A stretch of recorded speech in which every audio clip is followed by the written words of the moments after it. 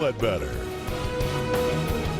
Welcome back to In the Zone. One of the highlights for North Davies last year was their first win over West Vigo. The Cougars were not only looking for back-to-back wins over the Vikings, but a 5-0 start to the season. West Vigo hosted the unbeaten Cougars. Vikings moving in the third quarter. Dane Andrews can hurt you with both his arm and legs. He puts it down here, takes a whole host of Cougars to bring him down. North Davies down 7 when they get a huge play. Zoe Jeffers heaves it to Matthew Wagler. Not sure how the freshman made the shoestring catch, but he breaks loose. Finally brought down at the 1-yard line. The West Vigo defense was up for the challenge, backed up against their own goal line.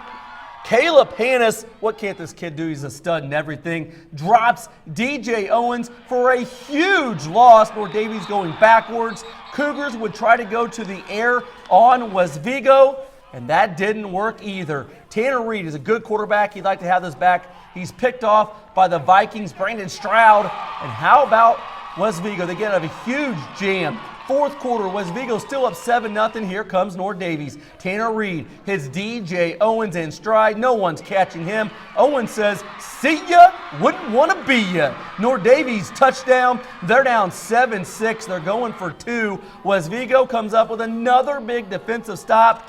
Trey Simpson drops the Cougars for the loss.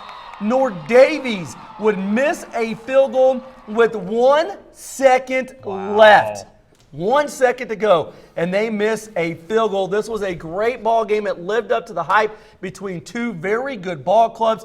Coach Cobb told me earlier in the week he wanted to see how West Vigo would bounce back from their first loss of the season. They were manhandled at Northview. His Vikings responded in a big way tonight, especially their defense. They hang on to win 7-6. The Vikings hand a very good Cougars team their first loss of the season. Northview was looking to stretch their winning streak to 3 in a row. They entertained Owen Valley. I've had a couple coaches tell me Elias Gordon's unblockable, the Northview pass rusher, proving that here with the sack. Northview ball, they give it to their workhorse, Corbin Allen. Watch this, Marty. Right here. Spin move.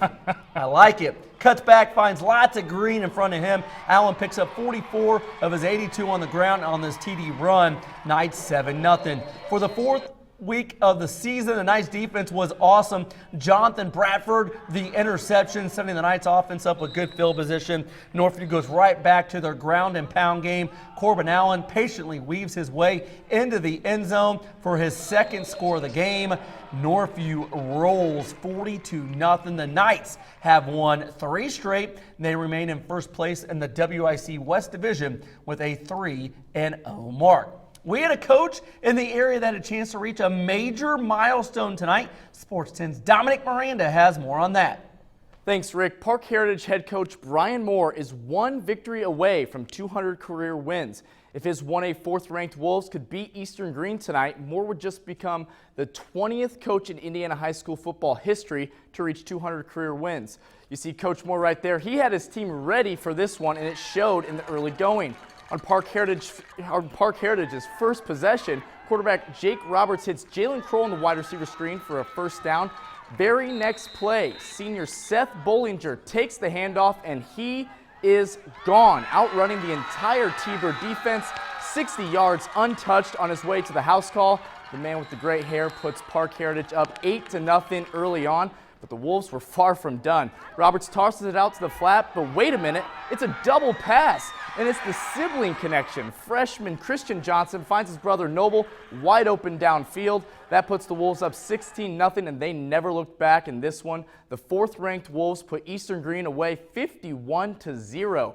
They improved to a perfect 5-0 on the season and get Coach Brian his 200th victory. Just the 20th coach in Indiana high school football to do so. It's got to feel great. The Thunderbirds of Eastern Green dropped to 0-5. Next, I traveled to Linton Stockton to see the Miners put their 3-game winning streak on the line at home against 4A Boonville. Although the Pioneers are 2 classes ahead, it was Linton who stole the show tonight at Roy Williams Field. We pick it up in the late second quarter with an absolute truck stick by Linton senior Luke Lannon. Man, you could hear the thud from that one, truthfully. It made me cringe. Later in the drive, the second back of the 2-headed Miner monster, Lance Dyer, takes the handoff and walks into the end zone from 11 yards out. That puts Linton up 14-0 just before the half. Boonville tried to get something going, But Pioneer QB Jackson Phillips gets sandwiched by Landon and linebacker Braden Johnson, sending the Miners into halftime up 2 scores. Speaking of that two-headed backfield monster for the Miners, listen to this. 152 yards and 2 TDs for Lance Dyer. Almost identical stats from Luke Landon, 148 yards and a pair of tutties as well. Wow. Linton hangs on and pushes their winning streak to 4 in a row. Now with a 27-16 victory at home over Boonville, they improved to 4-1 on the year. The Pioneers head back to Boonville below 500 at 2-3. That wraps it up for me. Back to you, Marty. Thank you, Dom. Last year, North Vermilion lost to Linton during Week 4 and would go on to play in the 1A state finals. After losing again last week to the Miners, the Falcons are hoping history can repeat itself. North Vermilion was looking to bounce back from their first loss of the season as they hosted Riverton Park. First quarter, Brennan Ellis making something happen as he scrambles out of the pocket and looks downfield. Look at the catch by Nick Myers for the first down. Later in the drive, Ellis keeps this one going, gets open downfield, throws a nice stiff arm before lowering the shoulder for the first down for the Falcons. Panthers turn on offense now, and we have a nice little hookup between QB Derek LeBron and Cody Roush for the first down. The Falcons bounce back in a big way this week, though, as they beat the Panthers 35-0. Still to come, we have stops at North Knox and Robinson. And we have action from one of my favorite games, the Vincennes Lincoln at Jasper Con. You're smiling. I just can't believe you're not wearing green right now. If the outcome was different, I might have worn green, giving it away a little bit. But we'll have action from the Vincennes Lincoln Jasper contest in the zone. We'll be right back.